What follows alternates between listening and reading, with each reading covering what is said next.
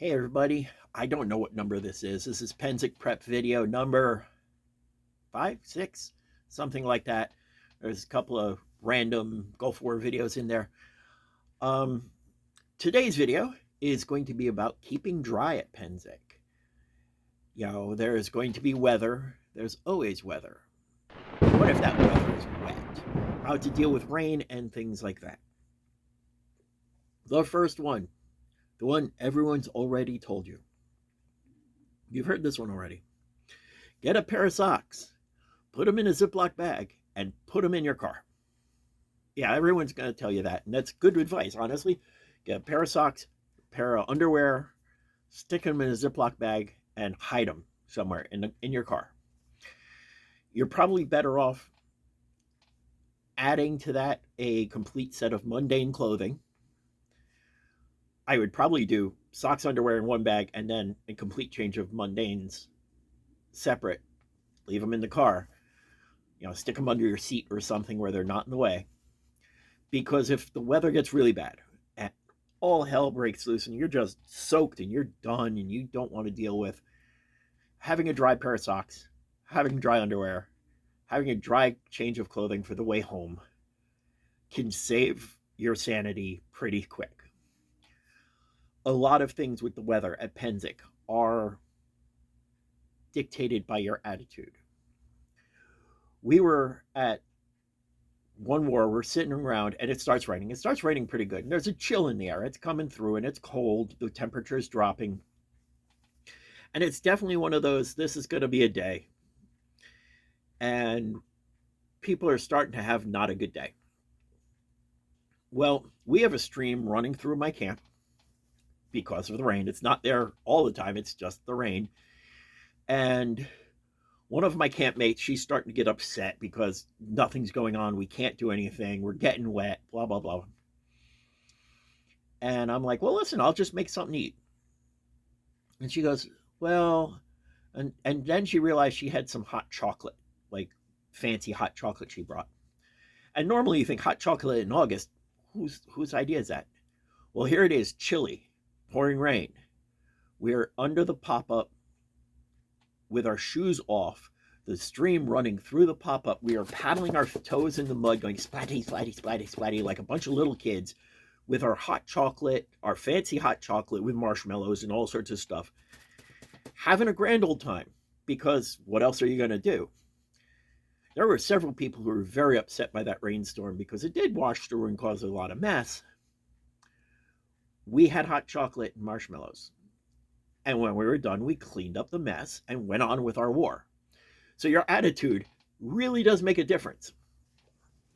Now, to be fair, most of us in camp, there were only a couple of us in camp at that point, were fairly experienced with this kind of thing. So cleanup went pretty quick and that wasn't a problem. But still, it was the idea of watching this one young lady go from, I'm having a horrible time, to I'm a little kid splashing in the mud, playing with the water and drinking hot chocolate. That attitude can make a big difference. So having clean, dry stuff to go back to can certainly help your attitude and your mood. Second thing, when it comes to packing, this is another one everyone's going to tell you. I'm saving the good stuff for the end. Everyone's going to tell you, put your stuff in plastic totes. Like these. Oh, that's lucky tote number 13. Here's something they may not tell you. Stack them. When you go, I got 2 here. Pack this one like that. The reason for this is when you get to war, all your clean garb is in here. You got the lid. Bring both lids. Got the lid. Your clean garb is in there. The rain's not getting through that. Your tent floats away. This will be floating and you'll get your stuff. And then I make a mess. But by having an extra empty tote after you get dressed and after you've been at Pennsic for a while, and you have dirty clothing, you can put the dirty clothing in the other tote. So you're taking clean clothing out and putting it into the dirty tote. Eventually, your dirty tote is full and your clean tote is empty, or thereabout. If it rains and you're got dirty laundry sitting on your bed, sitting on the floor, otherwise scattered about your tent, and it has nowhere to go, you don't want to put the dirty laundry back in with the clean laundry. And if it gets wet, you certainly don't want to. But if you put it back in another tote, now it's not going to get wet. It gets rain. The dirty laundry is still dry-ish. The clean laundry is still dry. And you can use both of them as like a nightstand or something like that to put your lantern on while you're otherwise not getting rained on. Just everyday life, you can use it as a table or a nightstand in your tent, thereby protecting your clothing. Come the end of war, you're going to go home, you're going to wash everything anyway, hopefully. But this way you have the extra place to put it so it doesn't run the risk of getting soaked unintentionally. If you find your tent filled with water and stuff like that and you're bailing your tent, you will not be the first person to use an unwanted piece of garb to help shed the water out of your tent. But make that be an intentional choice, not, oh damn, my tent leaked and now all my garb is wet. You know, having multiple totes, that one extra tote will make a difference.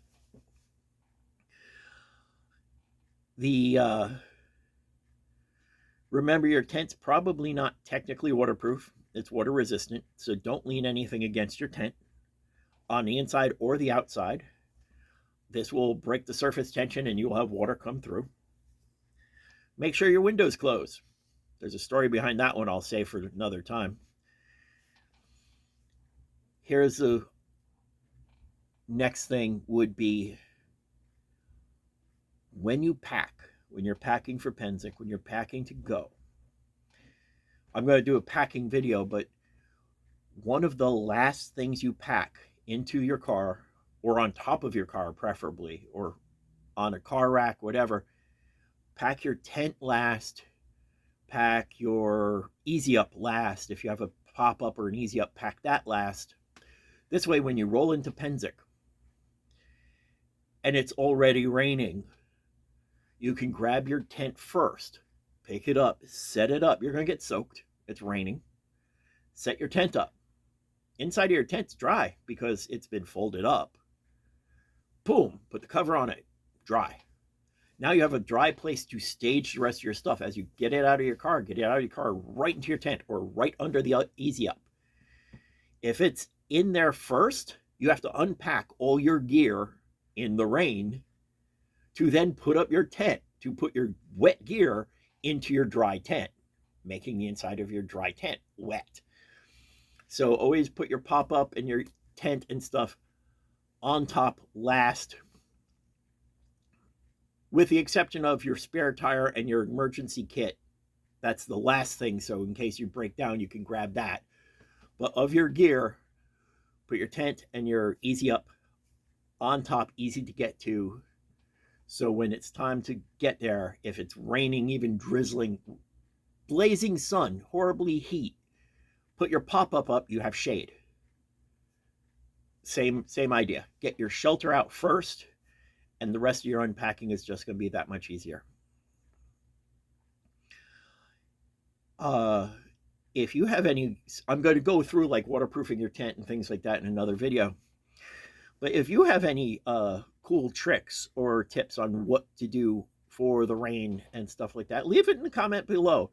Remember, this is just a thing to help keep me sane. So comment, like, subscribe, all that YouTube stuff. I'm not monetized or anything, but it's really cool to have you guys join in. I got 121 subscribers. That's amazing.